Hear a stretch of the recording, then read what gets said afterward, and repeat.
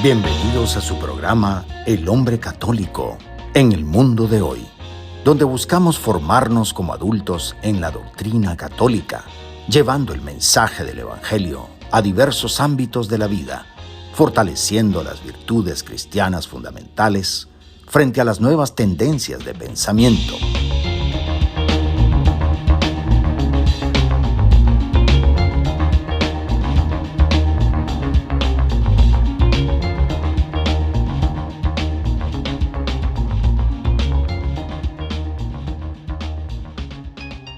Sean bienvenidos a este espacio de fe y esperanza de la 91.9 FM de Radio María en español, donde exploramos cómo vivir la doctrina católica en nuestro diario vivir.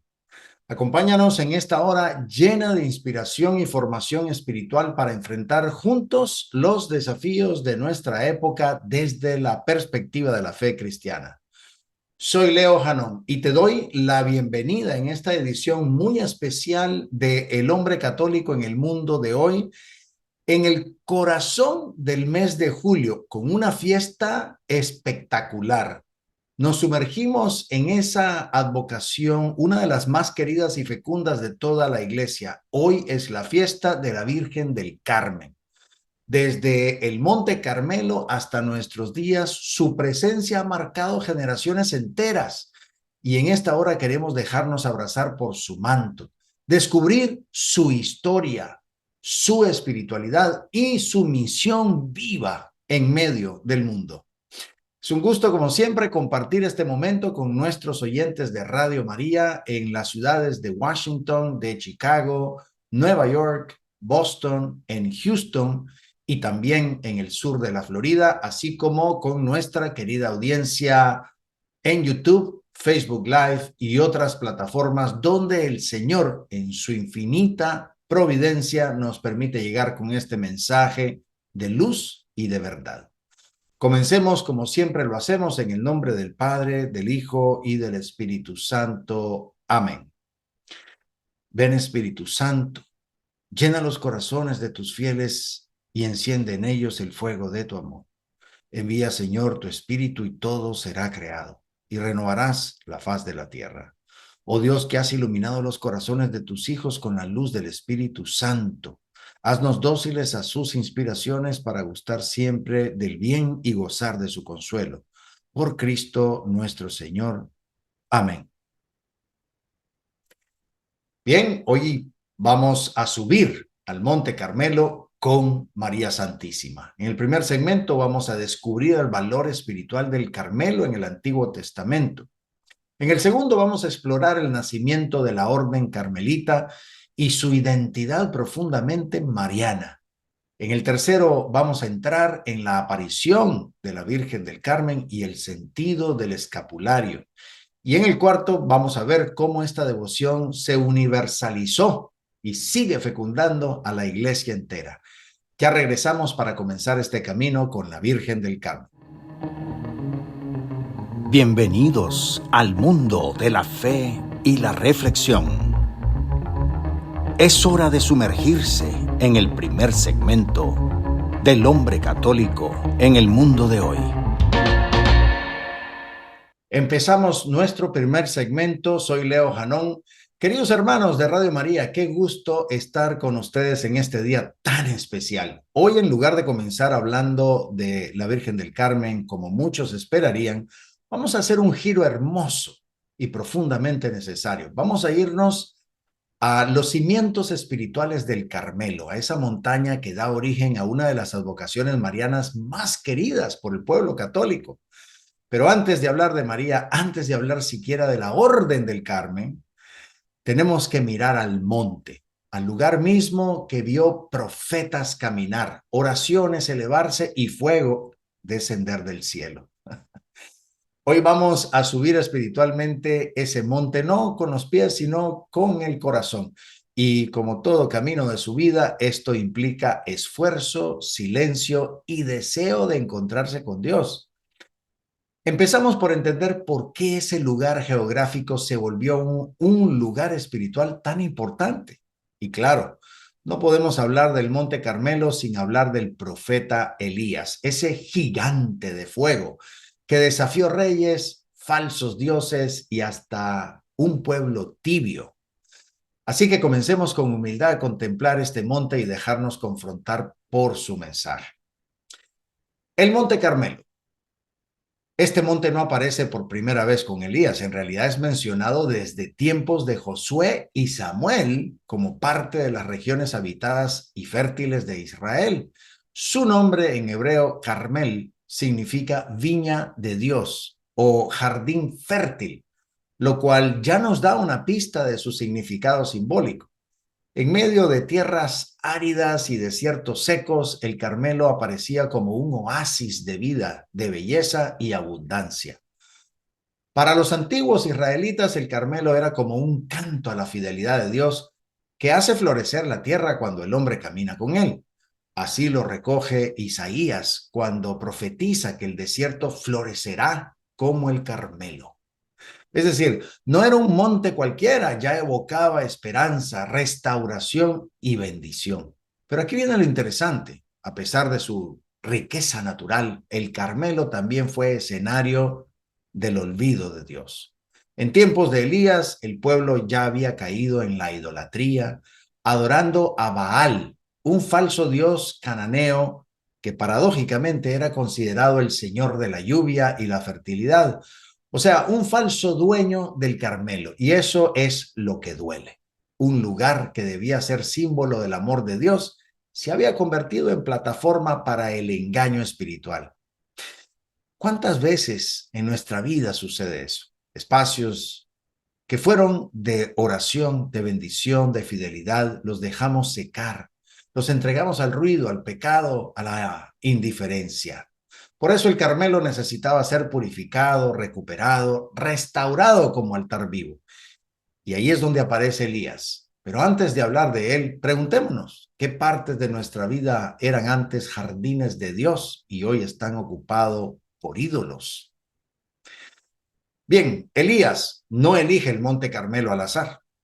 El monte tenía un significado simbólico, cultural y geográfico. Estaba cerca de los centros de poder donde Jezabel, la esposa fenicia del rey Acab, había establecido el culto a Baal, que precisamente se decía Dios de la lluvia, del trueno y del monte fértil. ¿Qué hacía Elías entonces? Pues va directo al territorio enemigo, al monte que los paganos habían tomado simbólicamente para su dios falso, y lo reclama de nuevo para Yahvé. Es un acto profético, valiente y confrontativo. Elías no se esconde, sube al monte y reta a los 450 profetas de Baal a un duelo espiritual, que cada uno clame a su Dios y que el Dios verdadero responda con fuego. Elías hace del Carmelo un altar de decisión. ¿Hasta cuándo van a tener indecisos entre dos pensamientos? Si Yahvé es Dios, síganlo. Si Baal lo es, pues síganlo a él. Es impresionante cómo este episodio tiene paralelismos con la vida espiritual de muchos hombres hoy. ¿Cuántos tienen dividido el alma entre el Dios verdadero y los ídolos del éxito, del placer o del ego? ¿Cuántos han elevado altares al Señor, pero también tienen otros escondidos donde adoran su voluntad, su poder o su independencia? Elías nos lleva al Carmelo para que decidamos. Hoy es el día del fuego, el día de restaurar el altar que está en ruinas. Elías no trae una enseñanza suave. Él es fuego, es verdad, es decisión. Y vos, hermano, que escuchás, ¿te atreverías a subir al Carmelo? ¿A reconstruir ese altar de tu vida espiritual? ¿A dejar que Dios te consuma con su fuego? Este momento no es historia antigua, es una interpelación viva. Hoy vos y yo estamos llamados a dejar de vacilar, a dejar de vivir con el alma partida. Como dice la Escritura, no podéis servir a dos señores. Bueno, el Carmelo nos espera y el fuego del cielo también. Después del fuego, pues viene la sequía. Y después del milagro del fuego vino otro milagro. más silencioso, pero igualmente poderoso, la lluvia. Elías sube nuevamente al monte Carmelo, se postra en tierra y ora. Pide a su criado que mire al mar. Nada. Otra vez y otra. Hasta 7 veces. Y solo a la séptima aparece una pequeña nubecita, como del tamaño de una mano, y con ella vino la lluvia. ¡Qué imagen tan hermosa! Porque si el fuego representa el juicio, la lluvia representa la misericordia. El Carmelo no es solo altar de confrontación, sino también cuna de la intercesión. Elías ora, persevera y Dios responde. Esto tiene una profundidad espiritual impresionante, porque ¿cuántos hombres hoy oran una vez y se rinden? ¿Cuántos esperan milagros inmediatos y no entienden que la fe verdadera es perseverante, humilde, insistente? Elías nos enseña que el Carmelo es también escuela de espera, de silencio, de contemplación del horizonte. La fe no es impaciencia, es postrarse, confiar y mirar el mar, aunque parezca vacío. Y esa pequeña nube, apenas una señal, es suficiente para el que tiene fe. Dios responde a la oración, pero a su modo, en su tiempo y a su manera. Y esa nube, esto es importante, ha sido vista por muchos santos como una figura profética de la Virgen María, pequeña, pura, silenciosa, portadora de lluvia, de consuelo, de bendición. Pero hoy, sin adelantar aún su papel, quedémonos con esta enseñanza. El Carmelo es lugar de intercesión. El varón de Dios no solo desafía con fuego, también intercede con lágrimas. Y eso nos habla a nosotros. ¿Por quién estamos orando? ¿Qué sequía necesitamos que termine? ¿Cuántas veces hemos dejado de mirar al mar por desesperanza? Hoy Dios nos llama a subir, postrarnos y orar, hasta que la nube aparezca. Tiempo después, Elías huye de nuevo al monte, temiendo por su vida. Se esconde en una cueva del Carmelo, agotado, deprimido, casi deseando morir. Y ahí Dios lo llama a salir. Pero no se le manifiesta en el viento huracanado, ni en el terremoto, ni en el fuego. Dios se le revela en el susurro de una brisa suave. Este momento es una joya espiritual porque el mismo profeta del fuego tiene que aprender que Dios también es silencio, ternura, delicadeza. El Carmelo se convierte aquí en símbolo de la intimidad con Dios, no del espectáculo.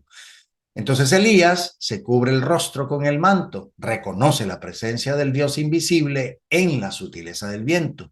Y esto cambia todo, porque muchos de nosotros esperamos que Dios se nos manifieste a lo grande, con prodigios, emociones, confirmaciones visibles, pero no. El verdadero encuentro con Dios muchas veces se da en el silencio más puro, en el vacío interior, en la brisa que apenas toca el alma. Esa cueva de Elías está también en tu alma, está quizás huyendo, quizás estás cansado, quizás te escondiste de la misión y hoy Dios te dice, salí de la cueva, estoy aquí, no en el ruido, en la brisa. ¿Estás dispuesto a escuchar? Buenos hermanos, ha sido un viaje por el Monte Carmelo antes de María, antes del escapulario, antes de la orden. Un viaje que nos ha mostrado que el Carmelo es un lugar de fuego, de intercesión, de lluvia y de brisa. Hoy también el Señor nos invita a subir ese monte interior. ¿Y cómo comenzó a surgir una espiritualidad que siglos más tarde se entregaría por completo a María? Bien, vamos a una pausa y volvemos del fuego de Elías al silencio del Carmelo, el nacimiento de una orden profética. Ya regresamos. Estamos en continuo crecimiento espiritual. El hombre católico en el mundo de hoy seguirá en un momento. Estamos de regreso, soy Leo Janón en tu programa, El hombre católico en el mundo de hoy. Entrando en este segundo segmento, vemos que el Monte Carmelo fue tierra de fuego profético en el Antiguo Testamento, Pero ahora vamos a ver cómo ese mismo monte se convirtió en cuna de una vocación religiosa única que perdura hasta hoy. Vamos a descubrir cómo surgió la Orden del Carmen, por qué nació ahí y cómo este lugar se compara con otros puntos sagrados donde Dios ha dejado huellas profundas. Bien, hay lugares en la historia de la salvación que parecen tener una atmósfera diferente, donde el cielo y la tierra se rozan, donde lo ordinario se vuelve sagrado. Bueno, pues el Monte Carmelo es uno de esos lugares, pero no está solo. Cuando uno mira la Biblia, descubre una geografía espiritual marcada por montes donde Dios se revela, se transforma, llama o consagra. Pensemos en el monte Sinaí, donde Dios entrega la ley a Moisés, o el monte Tabor, donde nuestro Señor Jesús se transfigura, o el monte de los Olivos, donde nuestro Señor Jesús ora en su agonía. ¿Y qué decimos del monte Sión, que es el símbolo del reino de Dios? El Carmelo, sin embargo, tiene una particularidad. No es lugar de ley, no es lugar de gloria, no es lugar de liturgia, sino de celo y contemplación. El Carmelo es fuego, pero también es brisa. Lo curioso del Carmelo es que, a diferencia de Sión o el Sinaí, no fue elegido por Dios directamente para revelar una alianza o instituir un culto, sino que fue santificado por la fidelidad de un hombre, el profeta Elías. Elías hace del Carmelo un altar vivo. No fue Dios quien dijo, aquí construirás mi santuario, sino que fue un profeta quien reconstruyó un altar caído y lo ofreció a Dios con radicalidad.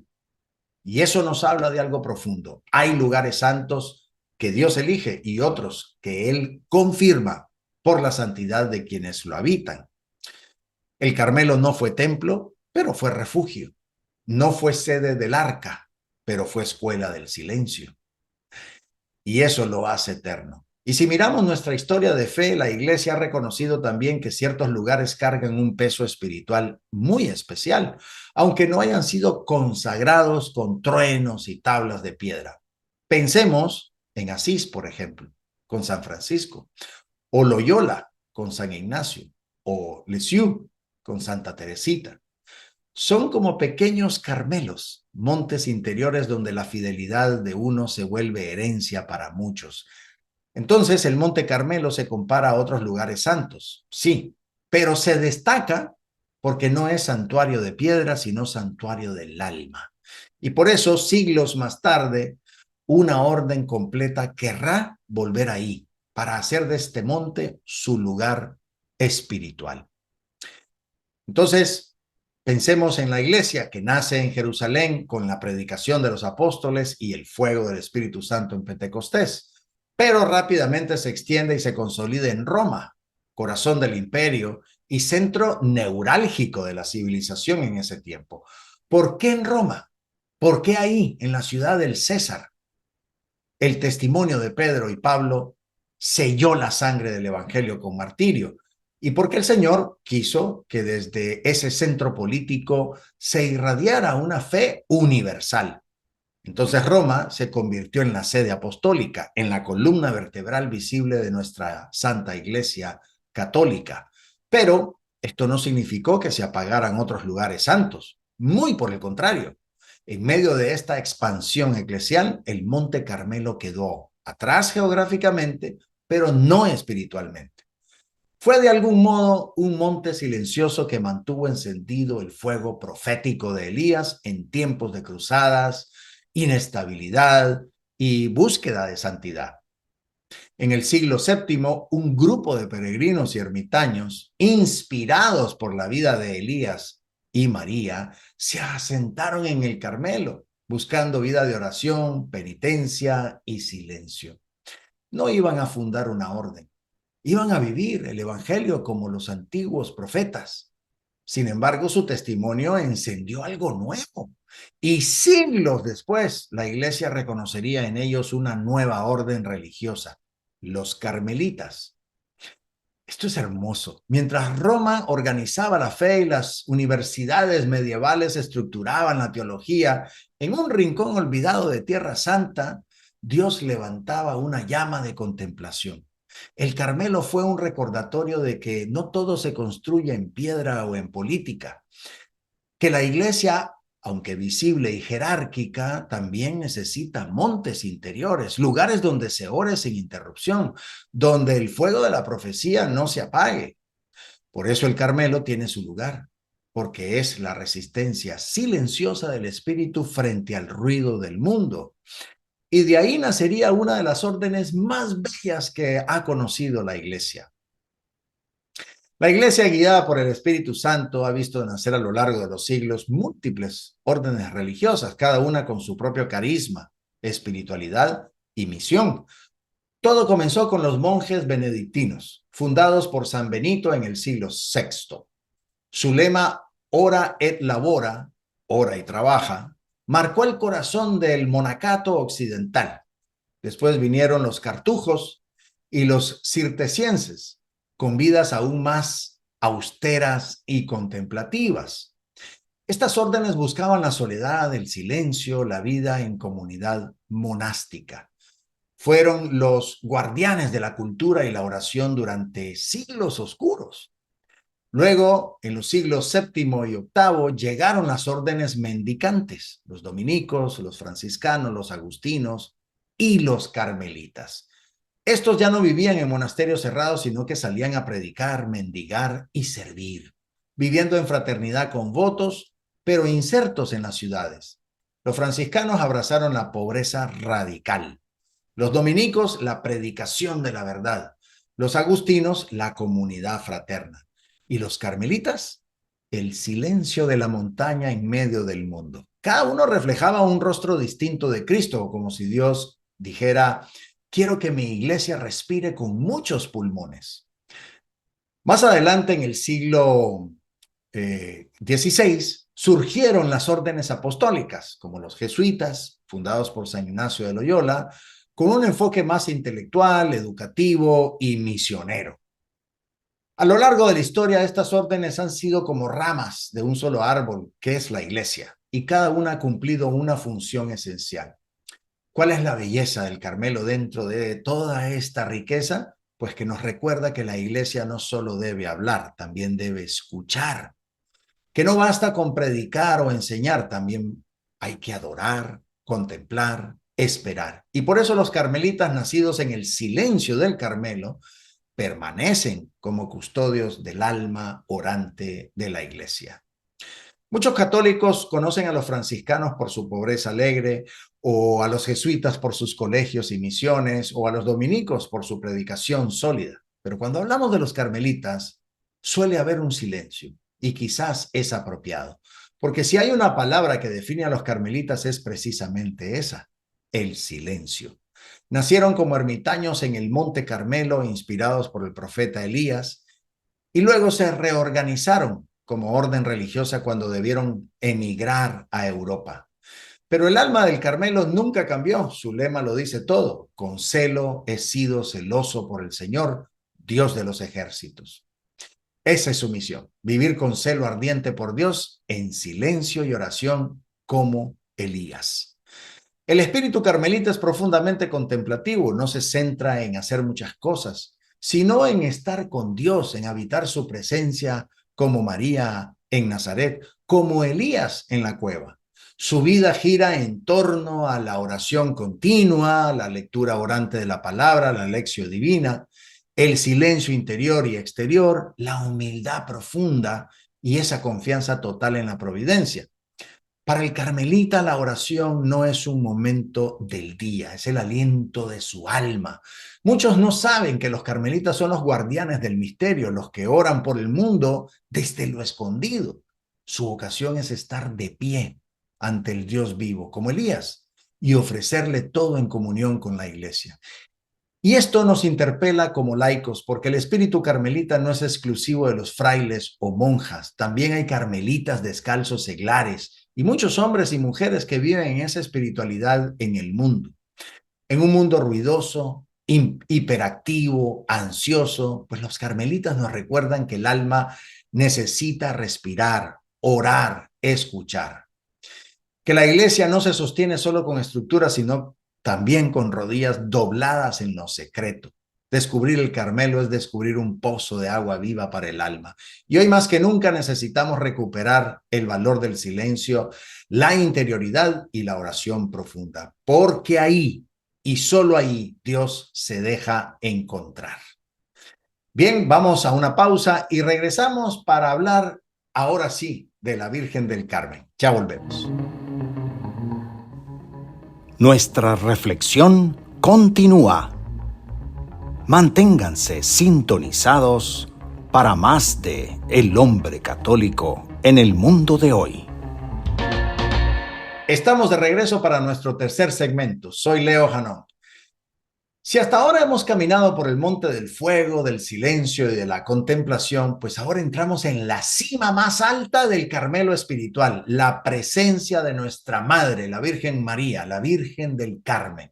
No como un adorno devocional, sino como la verdadera señora del lugar, la madre que asume la protección de esta orden desde sus inicios. Porque sí, aunque la Orden del Carmen había comenzado con un grupo de ermitaños inspirados por Elías, fue María quien se presentó, tomó el escapulario en sus manos y dijo: este es mi regalo. A partir de ese momento, el Carmelo ya no sería solo fuego y silencio, sería también ternura materna, alianza de amor y promesa de salvación. Estamos en el siglo XIII. Alrededor del año 1251, la Orden del Carmen, recién llegada a Europa desde Tierra Santa, enfrentaba entonces muchas dificultades. Eran vistos como extranjeros, con prácticas poco conocidas, en una Europa donde las otras órdenes ya estaban establecidas y había cierto movimiento en cuanto a ellas. Era una época de incertidumbre, de rechazo y también de necesidad de afirmación. Y en medio de esa oscuridad, Dios responde como siempre ha respondido, a través de María Santísima. La Virgen se aparece a San Simón Stock, superior general de la orden en Cambridge, en Inglaterra, y le entrega el escapulario diciendo esas palabras que han quedado grabadas en la historia. Este será el privilegio para ti y para todos los carmelitas. Quien muera con este escapulario no sufrirá el fuego eterno. Este momento no fue solo una aparición privada, sino una intervención fundacional. María se presenta como madre de la orden, no solo como intercesora, sino como reina que protege y guía. Es como si dijera: yo asumo esta familia espiritual, yo me hago cargo de estos hijos míos. Y así el Carmelo deja de ser solo una experiencia profética o contemplativa y se convierte en una escuela mariana de espiritualidad. La orden toma un nuevo impulso, una identidad clara. Pertenecen a María, viven bajo su manto y caminan hacia Cristo con ella. Y aquí hay una clave profunda. La Virgen no vino cuando todo iba bien, vino cuando había rechazo y duda.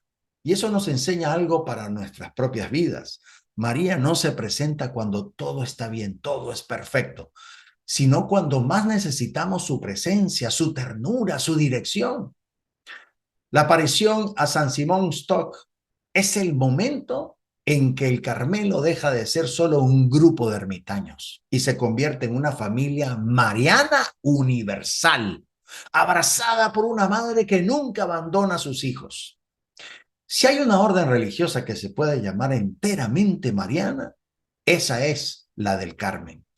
Y no lo decimos solo porque la Virgen se haya aparecido ahí o porque porten su nombre. Lo decimos porque María no es un adorno en la historia carmelita. Es su alma, su fundamento, su reina y su madre fundadora.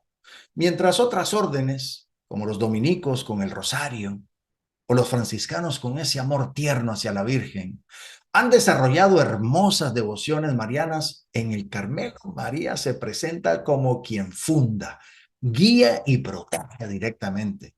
Es la única orden en la historia en la que la Virgen se aparece para asumir el liderazgo espiritual de sus miembros, no como visitante, sino como dueña del hogar. Esto se refleja en el modo de vida carmelita. Los frailes, las monjas, los laicos carmelitas viven una consagración profunda a la Virgen. no solo rezan el rosario o celebran sus fiestas, la toman como modelo de vida interior, como guía de oración, como intercesora continua, como manto que los cubre y fuego que los inspira. Por eso el Carmelo es llamado también la escuela de María. Cada carmelita busca vivir como ella, en el silencio, en la escucha, en la humildad, en la contemplación de Dios. Y por eso también han florecido santos tan intensamente marianos como Santa Teresa de Jesús, San Juan de la Cruz o Santa Teresita del Niño Jesús. Pero esta pertenencia no es exclusiva. María, como buena madre, ha querido extender ese espíritu carmelita a todos sus hijos en la iglesia. Por eso el escapulario no se limita a los religiosos, puede ser llevado por cualquier fiel que desee vivir bajo su amparo y protección. El Carmelo no es una élite cerrada, es una invitación abierta a entrar en el corazón de la Virgen, a vivir como ella, a confiar como ella, a amar como ella. Por eso, más que una orden entre muchas, el Carmelo es el hogar donde María acoge a quienes quieren hacer de su vida un altar silencioso para Dios. Muchos piensan que el escapulario es un objeto inventado por la Virgen en su aparición a San Simón Stock. Pero la verdad es que el escapulario ya existía antes como parte del hábito de los religiosos. Originalmente el escapulario era una pieza larga de tela que colgaba por delante y por detrás, como una especie de delantal y que se colocaba sobre los hombros, ¿no? Su nombre viene precisamente del latín scapulae, que significa hombros. En la vida monástica simbolizaba ese yugo del Señor, la entrega total, el servicio humilde. Era parte del hábito completo de la consagración religiosa, un signo visible de que uno pertenecía a Dios. Entonces lo que hace la Virgen del Carmen en su aparición es tomar ese símbolo ya existente y elevarlo a un nuevo nivel espiritual. Al entregarlo a San Simón Stock, no solo confirma la vocación carmelita, sino que ofrece el escapulario como un signo de alianza, de protección y de pertenencia a ella. A partir de ese momento no es solo una prenda religiosa, se convierte en una promesa maternal. La Virgen dice, quien muera con este escapulario no sufrirá el fuego eterno.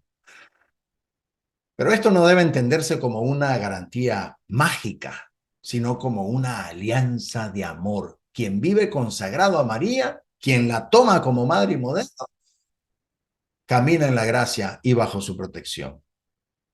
Entonces, con el tiempo, ese escapulario grande de los religiosos pues fue adaptado en versión pequeña para los laicos. 2 pedacitos de tela unidos por cordones, uno sobre el pecho y el otro sobre la espalda.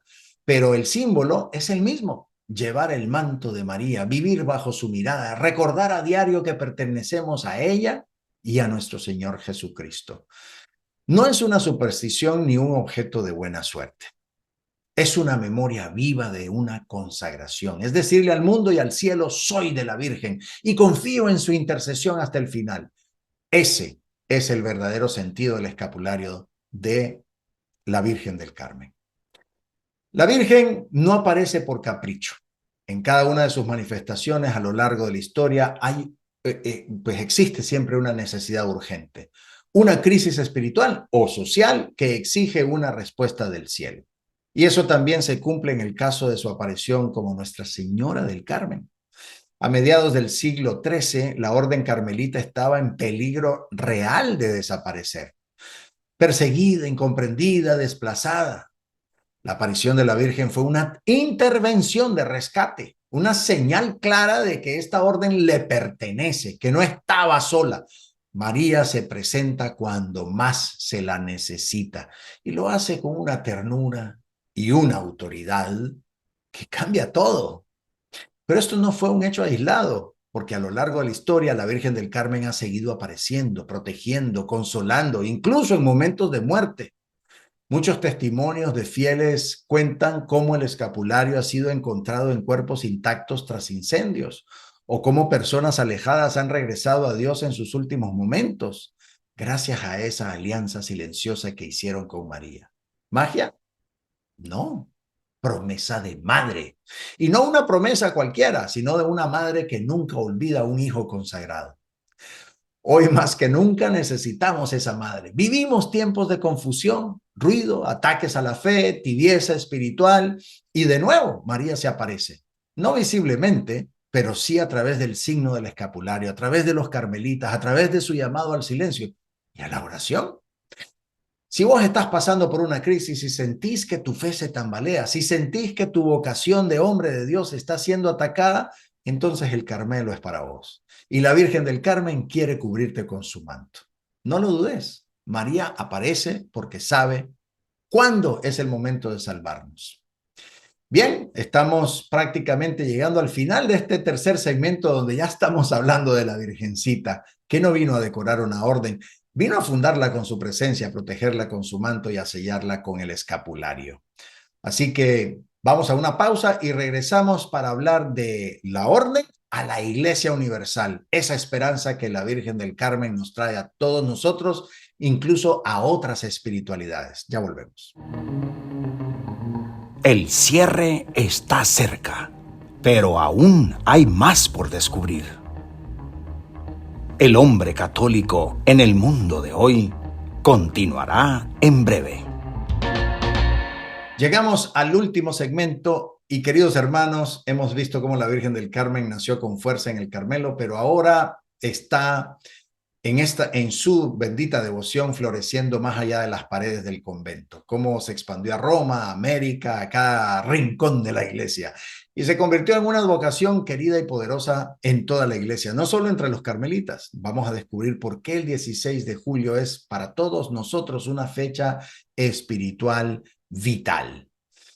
Esta fiesta del 16 de julio tiene raíces que realmente conmueven. Se celebró por primera vez en Inglaterra en el siglo XIV y se instituyó para dar acción de gracias por los favores concedidos a la Orden del Carmelo, especialmente tras su consolidación en Europa.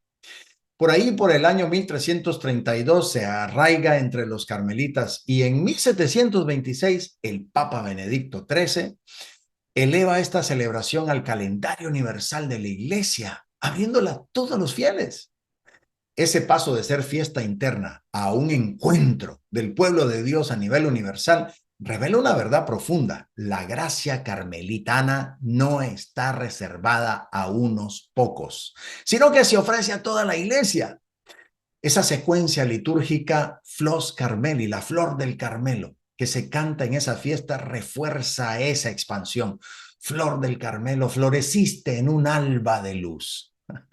Así el Carmelo se abre al mundo. Y esa puerta, una vez abierta, nunca se cierra. Procesiones, novenas, celebraciones eclesiales y populares recorren cada 16 de julio, desde Brooklyn hasta Filipinas, desde Chile hasta España. La fiesta ya no es una fecha histórica, sino un día donde junto al Carmelo toda la iglesia reza y confía a María. Es hermoso ver cómo lo que nació como un privilegio carmelita se convirtió en don para toda la iglesia. El escapulario, que comenzó como señal de identidad religiosa, pasó a ser sacramental universal. La confraternidad del escapulario se expandió por las diócesis en los siglos XVI y XVII como un cauce de gracia para los laicos. Aunque existieron debates como el del supuesto privilegio sabatino y su revisión en el siglo XVII, la esencia no cambió. El escapulario sigue siendo signo de consagración filial a María Santísima, vínculo con el Carmelo espiritual y llamado a vivir como ella. Y así fue el Papa Pío XII quien subrayó en 1951 que no solo los carmelitas, sino todos los fieles pueden aspirar a esa espiritualidad mariana profunda. Por su sencillez, pues se ha hecho universal. Hoy millones de católicos llevamos ese pequeño signo en nuestro pecho, conscientes de que la Virgen del Carmen quiere salvar y acompañar a cada alma, y no solo a un grupo religioso. Esa devoción, decía nuestro querido Papa Francisco en la liturgia, nos sitúa junto a Cristo en la cruz y nos lanza al mundo. Así el Carmelo se vuelve semilla de piedad, misión y esperanza para toda la iglesia. Ahora hablemos del 16 de julio, esos signos del cuidado maternal de María, pues esta fecha no es solo una fecha simbólica, La historia de la devoción carmelita y mariana está llena de milagros vinculados a la fecha. De hecho, San Simón Stock recibió el escapulario un 16 de julio, lo que dio origen a esa tradición litúrgica y sacramental hermosa que hoy conservamos como uno de los tesoros de la Iglesia y que ha dejado una semilla viva a lo largo de los siglos. Pero hay más. En 1322 se atribuye a la Virgen del Carmen lo que se conoció como el privilegio sabatino, lo mencionaba anteriormente, una tradición según la cual María bajaría al alma del fiel muerto con el escapulario el sábado siguiente para liberarlo del purgatorio. Aunque la Iglesia luego purificó esta devoción, no dejó de reconocer el valor espiritual del escapulario como signo de alianza y misericordia mariana. Otro ejemplo notable lo encontramos en Calabria, Italia, donde tras un fuerte terremoto, la imagen de la Virgen del Carmen tuvo fenómenos fuertes, ojos moviéndose, cambios de color, durante 17 días culminando en una procesión con gran afluencia. Y ese mismo día sentenció pocos muertos, porque la mayoría estaban fuera de casa, lo que fue interpretado como una intervención materna que protegió a la comunidad. En nuestra espiritualidad de los hijos de la Madre de Dios, esta fecha es especial, porque un 16 de julio de 1984, nuestro fundador, Lino Antonio Sevillano Quiñones, tuvo un diálogo con nada más ni nada menos que la Virgencita, donde él le hace esa pregunta hermosa: ¿qué me trajiste, mamá? Y ella le dice: a Jesucristo. Y cuando él le pregunta qué podía hacer en su nada, en su poquedad, ante todos los retos del mundo, para expandir el reino de los cielos, y ella le contesta: dar a Jesucristo. Esta fecha para nosotros, los hijos de la Madre de Dios, es muy especial y no me cabe duda que la Virgen del Carmen, en esa gracia de esta fecha, ha marcado también y seguirá marcando muchas espiritualidades a lo largo y ancho del mundo y de su historia.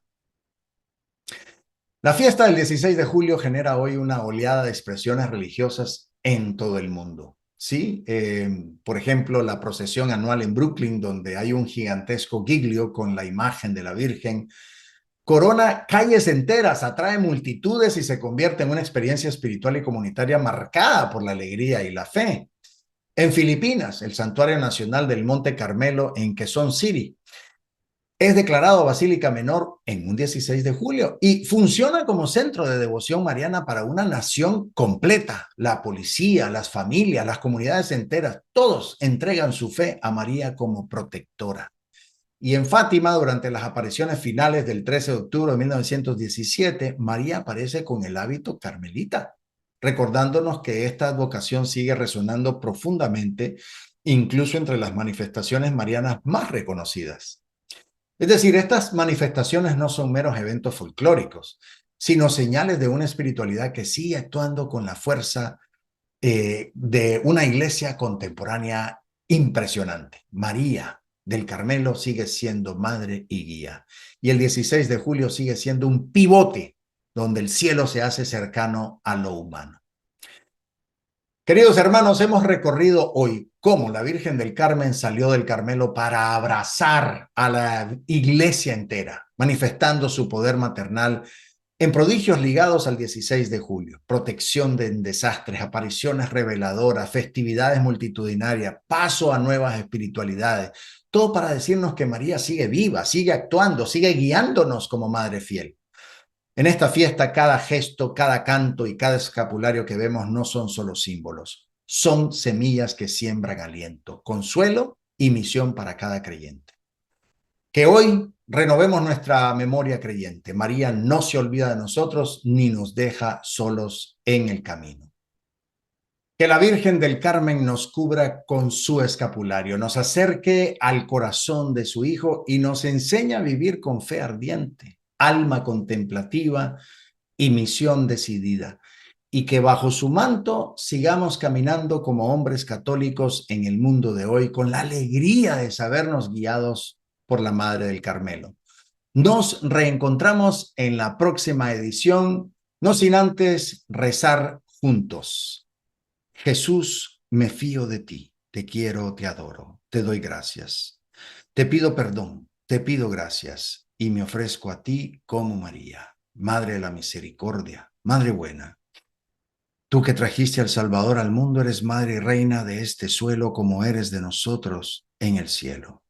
Tú, Virgen del Carmen, que desde el Monte Santo miraste al crucificado con el corazón traspasado, tú que abrazaste el misterio de la cruz y lo guardaste en tu alma como llama viva, enséñanos a vivir bajo tu manto, a recibir a nuestro Señor Jesucristo con gratitud, a dejarnos moldear por tu silencio fecundo y a caminar en la fe como verdaderos hijos tuyos, dejando que tu presencia materna sea fuerza, refugio y gracia en nuestra vida. Bendice con tu amor a Radio María, a su equipo administrativo, a sus voluntarios, a su audiencia, a todas las ciudades donde nuestra transmisión llega, a sus gentes creyentes y también a los confusos que desdeñan tu amor y no te aman. Madre, Madre Santa, danos la paz y danos el amor. Danos al Padre, al Hijo y al Espíritu. Danos con tu gracia la gracia de ser santos, la gracia de ser buenos. Amén, amén, amén. Gracias por acompañarnos, esperando que esta hora de fe y reflexión haya sido luz para tu conciencia y fuego para tu corazón. Nos encontramos la próxima semana con más inspiración para vivir como discípulos auténticos de Cristo. Hasta entonces. Estuvo con ustedes el hombre católico en el mundo de hoy. Esperamos haberles guiado hacia una comprensión más profunda de su fe, permitiéndoles aplicarla en su vida diaria y contribuir al bien común y a la transformación positiva del mundo. Los esperamos, con el favor de Dios, en nuestro próximo programa.